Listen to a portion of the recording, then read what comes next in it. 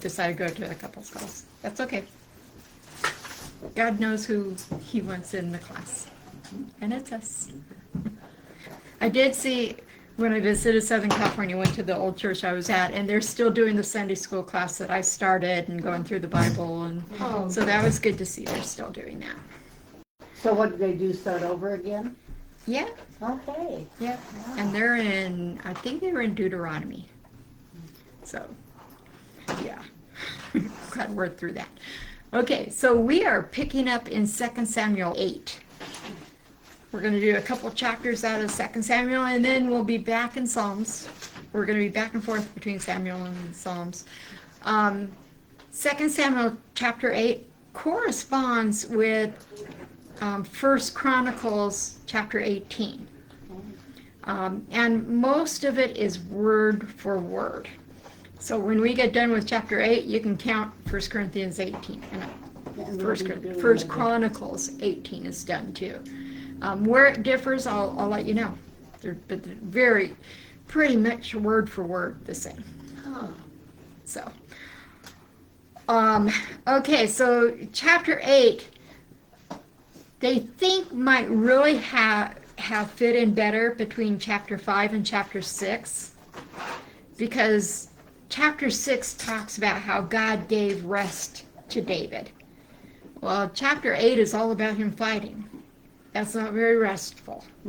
So they, like I said before, Hebrew writers were not good at writing in chronological order. So it probably really is leading up to the time of rest, which happens for David in chapter 6. So they wrote this more, a lot of this is written as like short stories that they stuck together, not necessarily in chronological order. So chapter 8 is a chapter where everything seems to be going great for David. Things are he's ruling, and now he's going out and he's conquering land. So, Bev, if you can read verse 1. After this, David defeated and subdued the Philistines by conquering Gath, their largest town. Okay.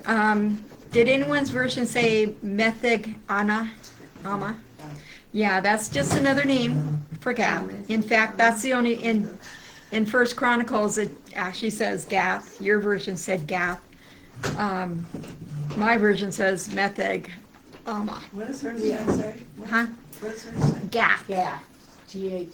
That is the biggest city of the Philistines. Those pesky Philistines are still around. We're in 2 Samuel chapter 8. David had times where he had subdued the Philistines, and other times where the Philistines had subdued him through his life. So he's had a long relationship with these guys. And when it says subdued, my version said he defeated the Philistines and subdued them. The word for subdued means humbled. So he humbled them. So almost like last week, BYU and Texas Tech, both undefeated teams, they played each other. Well, Texas Tech subdued and humbled by BYU. They beat them. Well, that's what it's talking about. They beat him. David beat them and beat them good. And they are subdued. They are humbled. Philistines were really prideful people, and to humble them, that meant a lot. And today's they are Palestinians. The Palestinians, they can trace themselves back to the Philistines, the same area. Yeah, the Gaza, they have Gaza Strip, Yeah.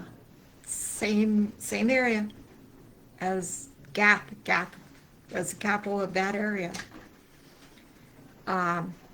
David didn't avoid fighting the Philistines because Israel had lost several times to the Philistines and they'd been subdued. But that didn't keep him from fighting them. God told him to fight them. David's not afraid to face his biggest enemies. Sometimes that can be scary. When God says, I want you to face whatever's scaring you the most, that can be tough. And God's saying, you go face those Philistines, which would be probably David's biggest fear. But we don't see anything about fear in here. He just goes out and he humbles them. Yeah.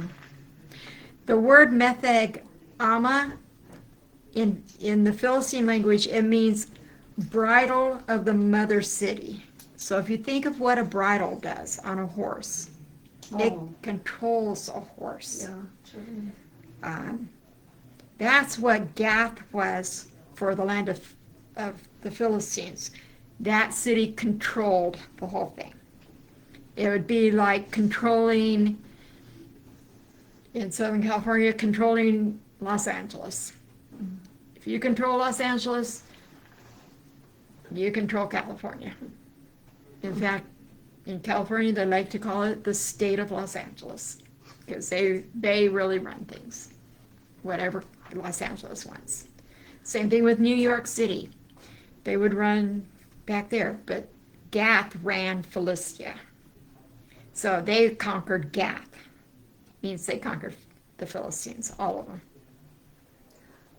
David went up against the biggest bully in the land. Some of the other nations around are going, yay, you took care of these Philistines, because the Philistines attacked everybody. Yay, you took care of them. But then they have a beautiful place along the Mediterranean. Oh yeah, yeah, they get the coast. Of course.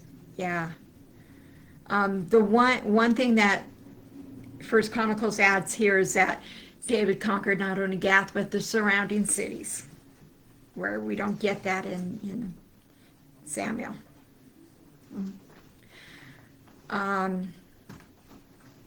Now, when David first became king, the Philistines were taking land from God's people, and God was not going to put up with that anymore. Under God's leadership, God had David take the land back. And he's going to keep having him take the land back. So he's gotten the land to the Mediterranean. A big part of this chapter is way back in Genesis. God had promised Abraham that he would give him all of this land. And they haven't gotten this land yet. Well, now David's going to start taking it. So now they promised the land. God promised them the land to the Mediterranean. Check mark. That they got the land to the Mediterranean. Let's see where else they get. This is verse 2. Just verse 2. It's just a long verse. David also defeated the Moabites. He made them lay down on the ground and measured them off with a length of cords. Wow. Every 2 lengths of them were put to death. Wow. And the 3rd length was allowed to live. So the Moabites became subject to David and brought him tribute. Now the verse in First Chronicles is just really simple, that it says David conquered the Moabites and they brought him tribute. Here we get a lot more detail. And isn't it interesting? You know, I was telling someone the other day, I read the Bible I don't know how many times, and I haven't noticed this thing about the cord and the measuring, and it's like, wow, that's kind of different. And it's the only place in Scripture where it talks about this. As I said many times, when you read the Bible, you're away from that. Yeah. Yeah. Length. How was length? So they're not sure exactly how it worked, because again, this is the only place it's talked about ever. They don't talk about it in other books in other countries when they conquered people. So there's some that say they laid the cords out. You know, they had everybody lie down, and they laid the cords out across this way. And 1, 2, you're dead, you live. 1, 2, you're dead, you live. But why 2 cords? I don't know. Another one says that they had them laying this way, and they had the cords going this way. and they had them at two different lengths. And if you were shorter than the shortest length, you lived.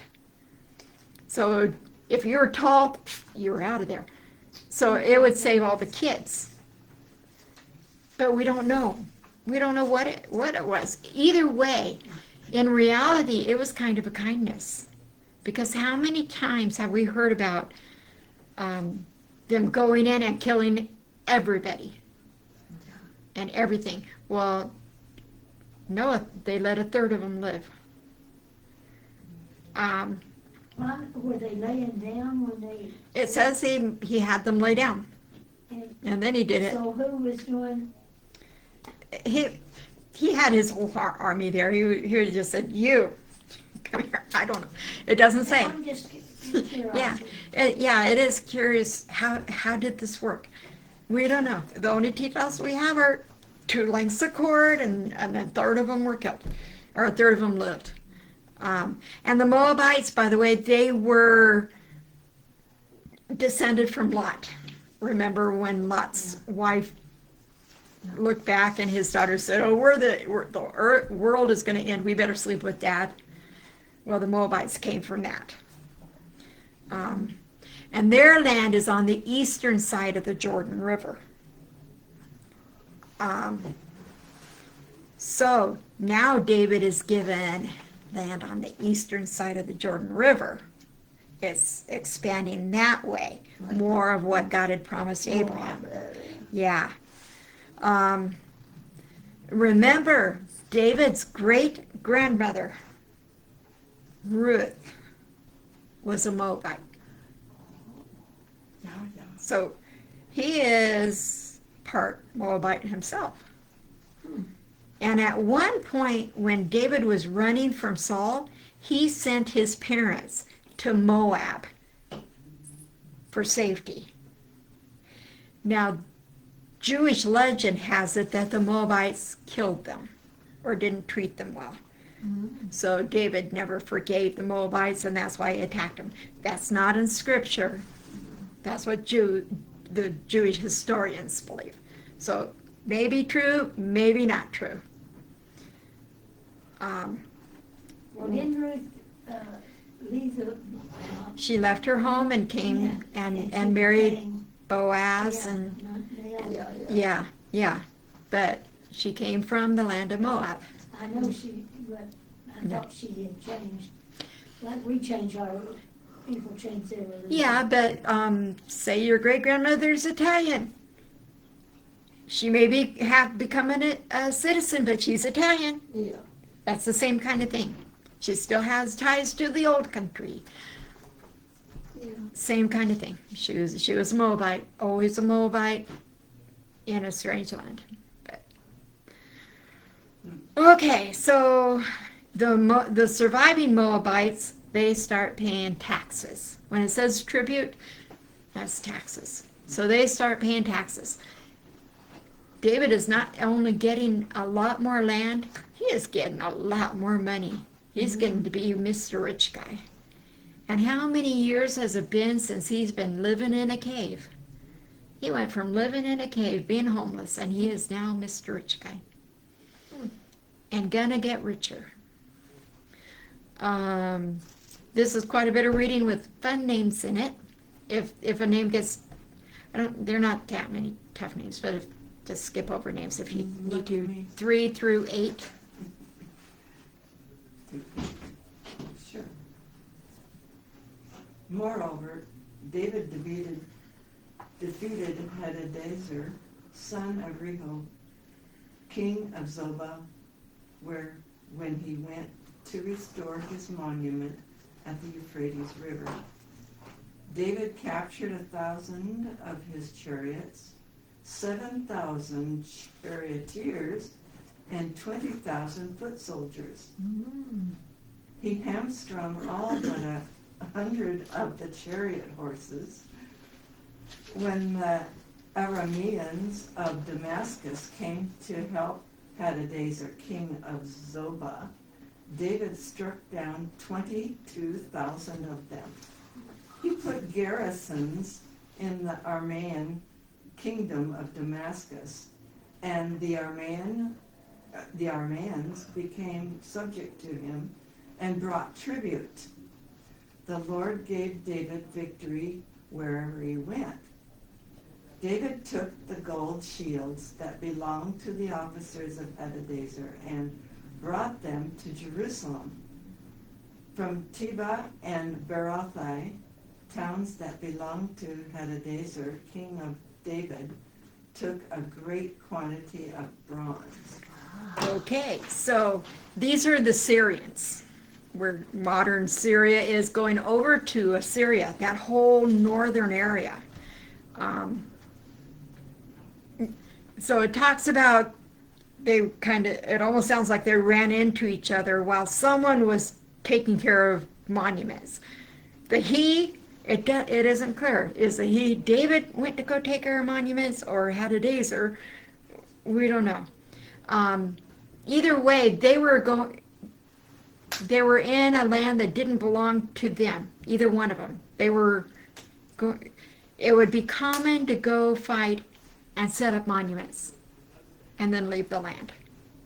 So one of them was going to check on his monuments, and they run into each other and they fight. At this point, that northern Syrian nation is divided into two kingdoms. You've got one with a capital at Zobah, that's where Hadadezer is, and then Damascus. Damascus is, I believe, the oldest continuously occupied capital in the world. It's The city. Yeah, yeah, Yes. yeah, and it is a capital city, but it is an ancient city, been around forever. So these two groups of Syrians band together because they want to defeat David. He's a threat. He's just to the south of them. But they aren't powerful enough. They have chariots. David does not. It should have been a slam dunk for them. But David had God. And he defeats them. And so now his territory expands all the way to the Euphrates River. If you can picture a map, that is Iran. That's where Baghdad is. All that, it's all desert. Who wants to have all desert? But it's all his. And that is where God promised the northern and eastern border to be the Euphrates River. That's what he promised to Abraham. And now David has that. God is fulfilling the promise that he made to Abraham. These people, why they talking from the river to the sea? When they say from the river to the sea, they're meaning the Jordan River to the sea. When people chant from the river to the sea, they're saying all of Israel. So what they're chanting is they want all of Israel to be destroyed and given. So it's not a nice chant, but it's the Jordan River, not the Euphrates. Okay, so hamstringing a horse sounds really mean. Poor horses, it wasn't their fault. But David couldn't leave those horses in good shape for them to be used by the Syrians again. So hamstringing a horse is cutting, if you feel on the back of your heel, the tendons there, it's cutting that tendon. They can still walk, they cannot run. So what good is a horse? Oh, I thought hamstring meant that, Yeah, I thought it meant wrapping it or something. Oh, no. He was disabling these horses from being able to run. Now, the other alternative is kill them all. David did not have the resources to care for them. Merciful in order to just, what he did was merciful then. Yeah, To them, he let the could horses still live, use and them. they can still walk. So they could pull plows or... But Yeah. isn't that tying all four legs together? No. That's tethering. Or I forgot what that's called. No, hamstringing is cutting a tendon in the back of the hoof. Yeah, because runners, when they Oh yeah, run, when they tear their hamstring, yeah, they're damage not that. racing anymore. Yeah. That's what I thought too, because hamstring Yeah, Yeah. does, Well, yes, that's what we use nowadays. Yeah. That word. Oh, yeah, no, he was disabling, completely disabling them. Back in Deuteronomy, when God was instructing Moses about what to do when you do get a king, even though he didn't want them to get a king, but he knew they were going to get a king, he was saying, do not let them collect horses and chariots. So David was not going to collect horses and chariots. They're going to throw that out later. But God said, don't do that, because he wants them to trust in him, not horses and chariots. Chariots were like the latest war weapon around that made you really powerful. Well, if you had all those, you didn't have to trust God. And God doesn't want that. Trust him.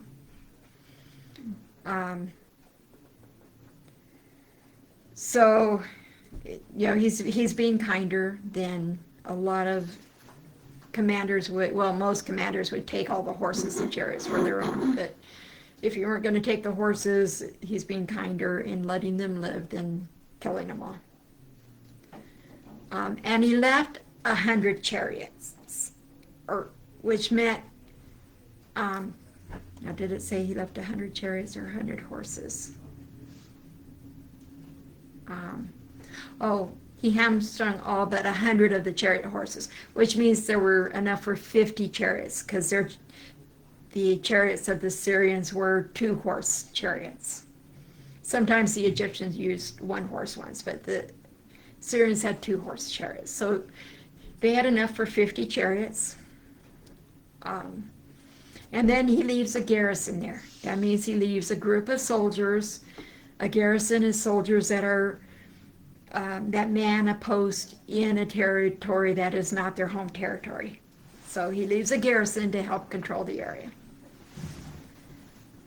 And then they take their gold shields. Now the gold shields, that would have been like the Syrians' like pride and joy, having gold shields. Yeah, and can you imagine if they hold their gold shields up and the sun hits them and it blinds you, and that would make them even more potent of a weapon. How much did they weigh? The gold weighs. I don't know. And it doesn't say how big they are. True. Don't know how Had to be big, light but enough for them to yeah. manipulate. Yeah, they had to carry them around, and he took them all, and they were now trophies to show how he had conquered their nation, and a monument to God. It wasn't a monument to him. And these shields will eventually end up in the temple. Anytime it talks about something being put in the temple, we already know David is not going to build the temple. So it's being set aside to put in the temple. Whoever's writing this seems to be writing this after the temple's already built, and he's saying they're in the temple. You go in and see them today. Not us, but they could have gone in and seen them. David Guzik says, God loves to take people and things that are trophies for the devil and make them trophies to his power and grace. David's reputation is spreading. You can imagine anyone around is saying, oh, we don't want to face this guy. We want to be friends with this guy. In 1 Chronicles 18:8, in the 2 Samuel portion, it mentions bronze, but in 1 Chronicles 18, it goes into a lot more detail about it. He takes a lot of bronze from them. They're living in what is referred to as the Bronze Age, where bronze is like the big metal of the time. And what they build with this bronze, they build the sea of cast bronze that is put in the inner court of the temple. Of course, not by David, because David doesn't build the temple. So it was used by the priests to wash their hands, and it was about 15 feet across and about 45 feet around, and it held over 10,000 gallons of water. And it stood on the back of 12 oxen, 12 bronze oxen. So you had these 12 bronze oxen and this big giant bull on it. And that's what the priests, and it was in the inner court of the temple, so the priests would go cleanse themselves from that. And that was, if they ever rebuild the temple, they're going to rebuild that too. It's interesting that the LDS temples have this too. Every LDS temple has one of these built. Like, Yeah. they wash The their hands. bull and the 12 oxen, and it's huge. And Do they wash their hands then? Hmm? Do they wash their hands? I'm not sure what the purpose of it is. I did the tour of the last when they had this temple open, and there it was. And I've been on other tours, and yeah, there's something there every temple. But But that temple on this weekend Sunday, it's no cars there. no, yeah, no. You go to your ward's, Oh, the local church on for Sundays. what they using that thing. They use it for special ceremonies and rites, like baptizing people for their dead, being sealed in your weddings, where you're sealed, that type of thing. So again, just because it talks about it being in the temple, it doesn't mean David built it, but David's getting all the supplies ready to go, so that when that temple's built, Solomon can move it all in.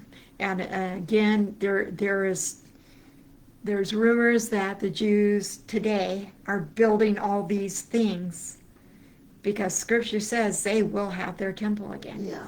And they are getting ready so that when that temple is ready to go, they have this big bull ready to go put in it, and all the other things that went in the temple, they have them ready to go. That's the rumor. So it'll be interesting to see if it happens in our lifetime. If not, we'll be up in heaven and we won't care. Yes. Not interested. Okay, verses 9 through 14. When Tub, king of Hamath, heard that David had defeated the entire army of Hadadezer, he sent his son Joram to King David to greet him and congratulate him on his victory in battle over Hadadezer, who had been at war with Tub. Joram brought with him articles of silver, of gold, and of bronze. King David dedicated these articles to the Lord, as he had done with the silver and gold from all nations he had subdued. Edom and Moab, the Ammonites, and the Philistines, and Amalek. He also dedicated the plunder taken from Hadadezer, son of Rehob, king of Zobah. And David became famous after he returned from striking down 18,000 Edomites in the valley of Saul. He put garrisons through Edom, and all the Edomites became subject to David. The Lord gave David victory wherever he went. Okay, and this corresponds with 1 Chronicles 18, verses 9 through 13, which has nothing different. Everything's the same. So the neighbors are seeing that David is defeating all these guys, and how he was enemies with Hadadezer. So David just took care of Hadadezer for him, and he's just like overjoyed. But he wants to be on the good side of David. So he sends tribute to him. So David is getting richer and richer.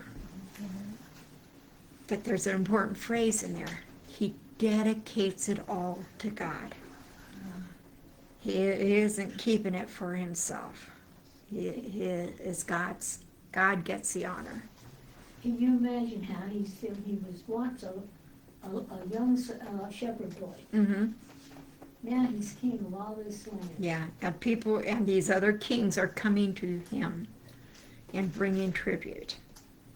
Hamath, where Tau is from, is even farther north of Syria. So when they come and bring tribute, they become like a subject nation. It's like they have a treaty. But David is now kind of the king over them too. But the king gets to keep his spot, but he's still subject to David. So David's getting that territory now too.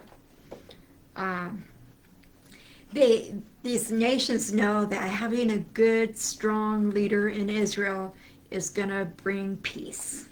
It takes some fighting to get there, but then there will be peace.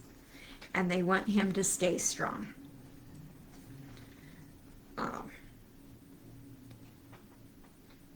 David had handled what seemed like failure so many times in his life. I mean, how many times did things seem to not go right for him? I mean, you got Saul throwing spears at him and running away and having to live in caves and his wife rejecting him and just all these things. And he had always handled it, well, almost always handled it by going to God. And here he is going to God in his success. Some people trust God, turn to God when they're in trouble, but they forget him when things are going good. But not David. Still going on. Yeah. Yeah. We didn't see Saul doing that. But David does. The nations that it lists, they were all sorts of directions. So the land is spreading out. I don't know if they get exactly all the land that was promised to Abraham at this point, but they come pretty close. And they grow as big as they are going to grow. They're not going to grow any larger under the other king. Eventually they're going to start losing these lands. But under David, he had such a large land.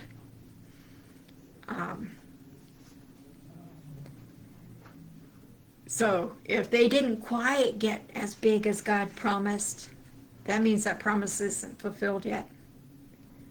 That means that the Israelites are going to get all that land because God promised. And he never... From the river to the sea, they're gonna all. Well, they're from the Euphrates River, most of Saudi Arabia, down to Egypt. God promised that all. So someday that's gonna happen. You think it's gonna be in our lifetime? I don't know. It could be. Who knows how fast the Lord Things seem to be setting up for Christ to come again. And How much are they gonna get? they're going to get down to the border with Egypt, which they've had at times, but not all of it all at once. And they're going to get a lot of the desert area, Jordan and all that, and up to the Euphrates River, which is where Baghdad is. Iran. Into Iran. Look at now Iran. They Yeah. want to wipe them. Yep. Now, when they conquered Edom, by the way, Edom, another name for Edom is Esau. So these guys are descended from Jacob's brother Esau. And one of their most famous descendants is going to be Herod the Great. Comes from the Edomites. But when David conquers the Edomites, who are on the other side of the Red Sea, he is going to gain copper. Tons and tons and tons of copper. Even richer. All these minerals. Another thing is, he is going to have control of all the major trade routes, especially between Egypt and Greece and up into Assyria. He's controlling the trade routes. Even richer. They're going to have to pay taxes. And David leaves garrisons wherever he goes. He leaves some soldiers behind to keep control. And then this part ends with the Lord gave David victory wherever he went. And that kind of sums up what the chapter is about. God is giving David these victories. It's all God's power. And David knows it. It is, And then it ends with verse 15. Did we leave with you, Vicki, I think? David reigned over all Israel, doing what was just and right for all his people. Joab and son of Zeruiah was over the army. Jehoshaphat, son of Jehoshaphat, Jehoshaphat, the son jumping of guy. Yeah, just those names. son Yeah, we- of Ahud was the recorder. Zadok, son of names. Yeah, Ah, yeah. Don't worry about the Ahiam, names. son of Abiatar were priests. Zariah was secretary. So, Benoah, son of Jehoiada, over the Corinthians and Perizzites, and David's sons were priests. okay. Oh, I didn't Wow. know that. That I'm not sure. No one had any explanation on David's sons being priests because they were not from the tribe of Levi. How could they be priests? Yes. But no one said anything about that in all the different commentaries I read. It's like they can't be priests. They're not descended from Moses and Aaron. So I don't know what that was Maybe about. that's how it changed from the, It was after that. because they aren't now, right? In the Jewish religion, you better be able to trace yourself back to a Levite. Oh, and, okay, Yeah. I'm thinking of something else. I'm Yeah. thinking of the Catholics. Oh, yeah, that's a whole different thing. Yeah, no, Who yeah. Who do they, how do they get in here? I don't Yeah. know, it's in my brain. Well, because priests, we think of priests. Yeah, yeah. because they keep saying priest, I keep thinking that. No, it's like no. Everyone ignored that statement, and it's like, Hmm. how can they be priests? But God's people are so important, and then even now, yeah, and I feel so sorry for these people, Christians that now turning against, like yeah. Tucker Carlson, you heard about. These poor people have been through it throughout history. We have to not Yeah. touch Israel because it's apple of the eye. Yeah, They are not so good, perfect, but either we are not. yeah. So this section starts off by saying David was a good king. He cared about his people. While he was off fighting the enemies of his people, he didn't forget about the people at home. Yeah. Unlike Alexander the Great, when he went off fighting, he never returned home. He conquered Babylon, and he made that his capital, but then he went on to India and down, and he came back to Babylon, and that's where he dies. Never goes back to his home country. What kind of king is that? David kept coming back home. Home is where God wanted him. He cared about his people. He knew God had put him over the people, and that was important. He didn't let success go to his head. God gave him so much to take care of, and he took care of it. He was concerned about the way God would want him to take care of it. This was just a great time for Israel. You can imagine just how great it felt to have these countries coming and conquering the enemy, and other countries wanting to be friends and bringing tribute, and it was a good time. Don't you think David lived in fear of the Lord? He helped him in all. Yeah. It won't last, because David's going to make some mistakes, but for now it's good. God wanted to reign in the life of Saul, but Saul wouldn't let him. Saul resisted and rejected the Lord. But David didn't resist the Lord. And God blessed David. And then we get this list of these horrible names, including Jehoshaphat, jumping Jehoshaphat. Don't even know where that gets, so he has a fun name. When people asked me what I was gonna name my son, when he was, and I said, well, I'm gonna name him Jehoshaphat Bartholomew. And they said, what? Is he Jehoshaphat? Huh? Is his name Jehoshaphat? No. She said, is his name that? No.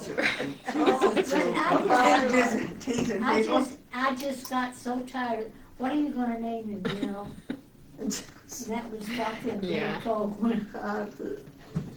Yeah, so no great leader does it on his own. He needs a team, and David needed a team.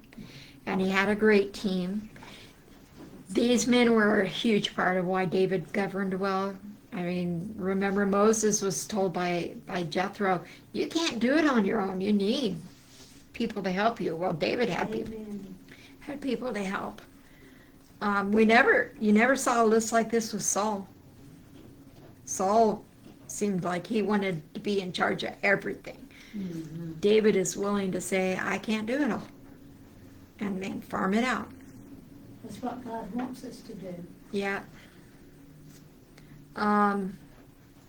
Now we hear mention of Abiathar. He was the priest that, remember when Saul had the priests killed that helped David escape?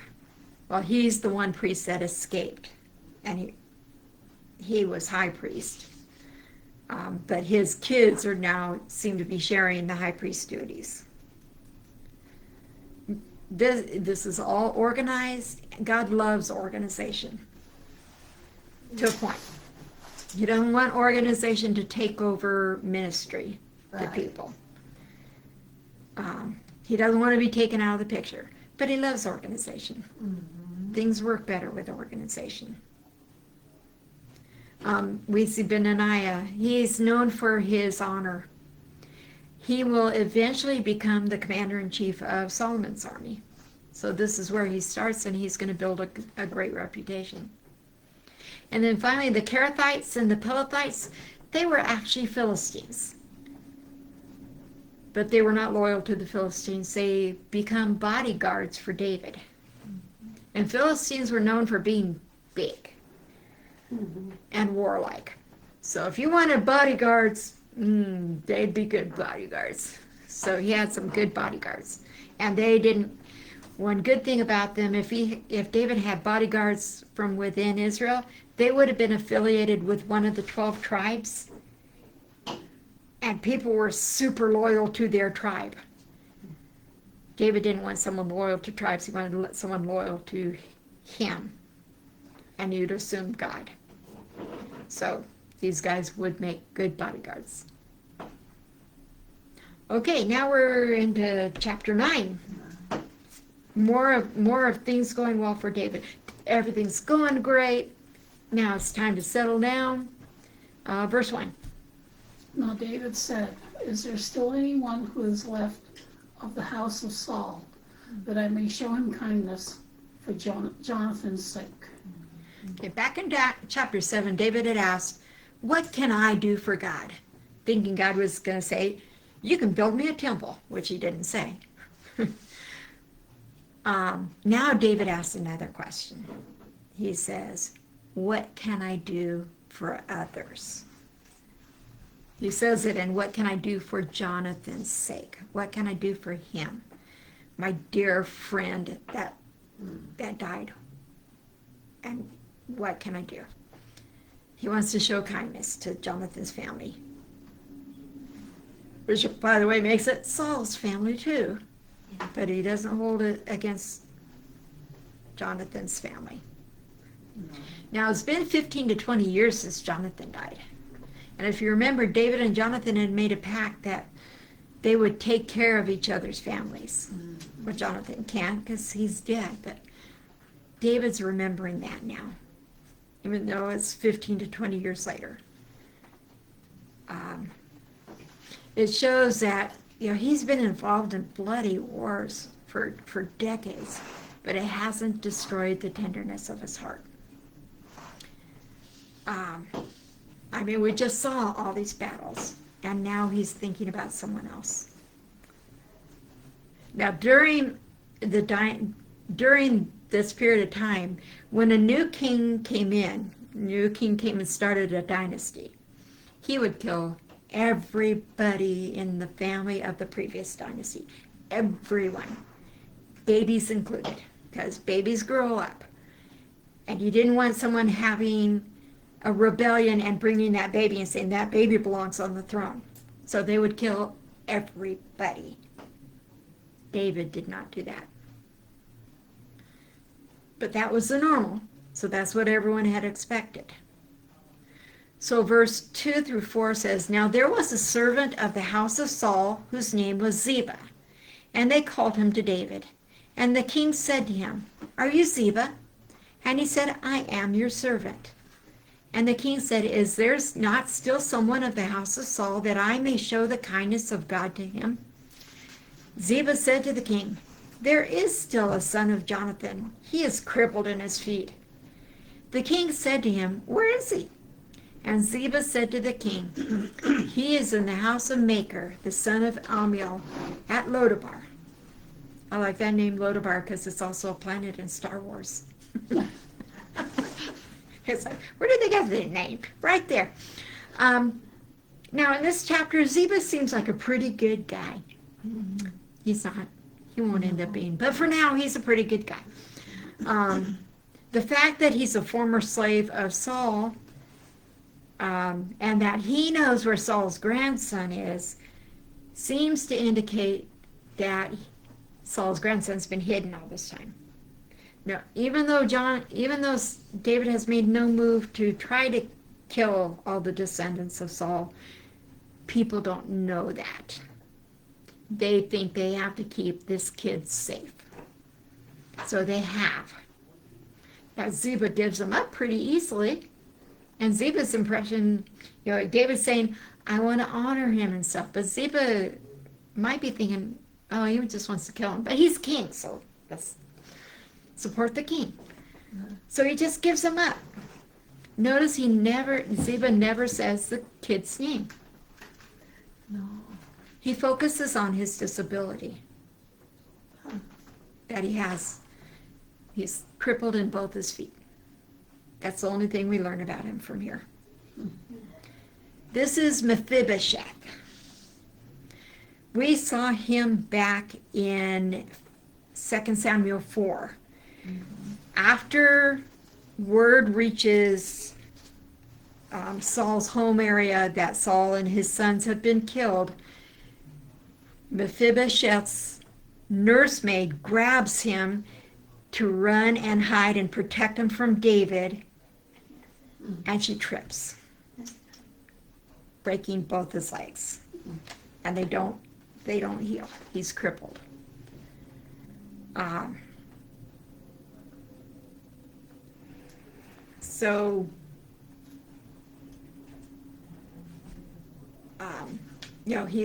They brought him to this house, and they protect him at that house, and he grows up there.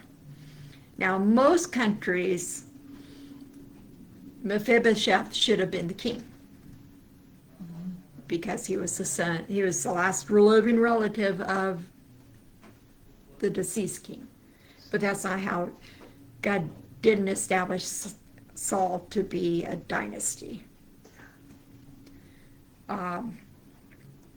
Later we're going to see that there are still some people in Israel who think Mephibosheth should be king, and they have they'll rebel and try to use Mephibosheth.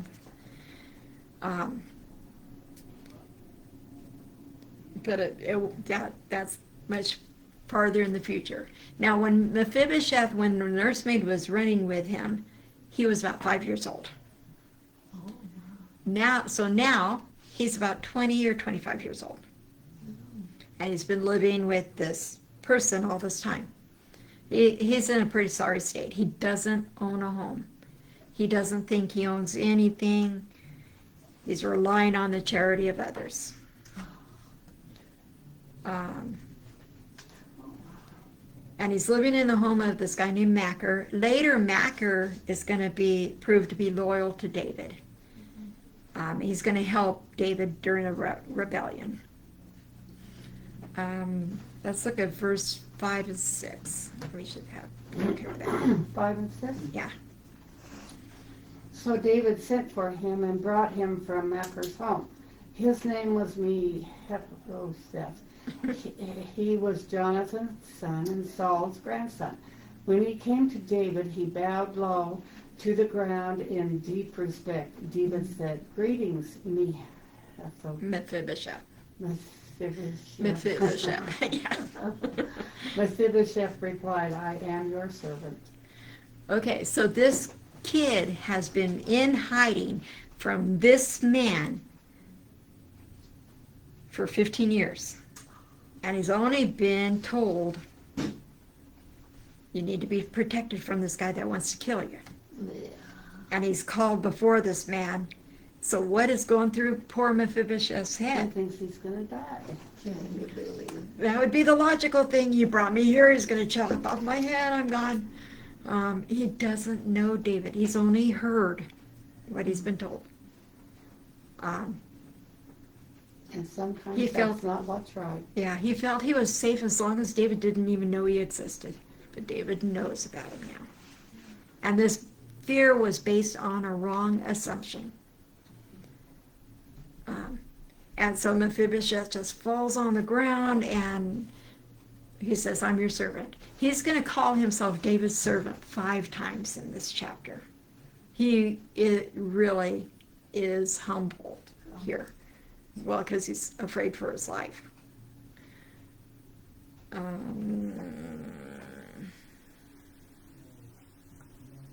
Debating. Well, yeah, let's do 7 and 8. No. Yeah. Don't be afraid, David said to him, for I will surely show you kindness for the sake of your father Jonathan. I will restore to you all the land that belongs to your grandfather Saul, and you will always eat at my table. Wow. Mephibosheth bowed down and said, "What is your servant? What is your servant that you should notice a dead dog like me?" Oh. So imagine Mephibosheth's heart when David tells him, "Don't be afraid." It's like, what? If he believes him, it's like, what a relief. And actually what he's telling, the way the verb is in their language, he's telling him, stop being afraid. David knows Mephibosheth is afraid. And he's saying, don't, stop it. You don't need to be afraid. Notice something interesting. Now, when David talked to Ziba about Mephibosheth, David is called the king. When the king said to Ziba this, the king said this, the king said that. In this conversation, it's David. David said this, David said that. So talking to Ziba, it was like showing his royal power. Now it's his personal name. He wants to be more familiar with Ziba. He's basically telling Ziba, or Mephibosheth, you're going to get what you deserve, what you've deserved all along, what's rightfully yours. You're going to get your family land. And the family land is not a little couple acres. His grandfather was a king. You can imagine the family land Saul had. Mephibosheth is going to own that. Mephibosheth went from not owning a home, from hiding in someone's house, to being super rich. And he gets to eat with the king every day of his life. He is beyond honor. It means a close relationship with the king. We have a similar honor. We're invited to the banquet table with the king. That means a close relationship with him. Mephibosheth feels so unworthy. He calls himself a dead dog, which is, like we've talked about before, here we think of dogs as cute little things, and pets, stuff like that. No, not with them. Jews hated dogs, Yeah. Okay. mainly because dogs would eat whatever, including dead bodies. They hated dogs, so to be called a dead dog was the worst of the worst. He felt himself unworthy. But he is going to be given such honor. And we're unworthy when we go to the King. But he gives us such honor too. So we will pick up in verse 9 next week. More about Mephibosheth. I'm gonna go watch the babies. Okay.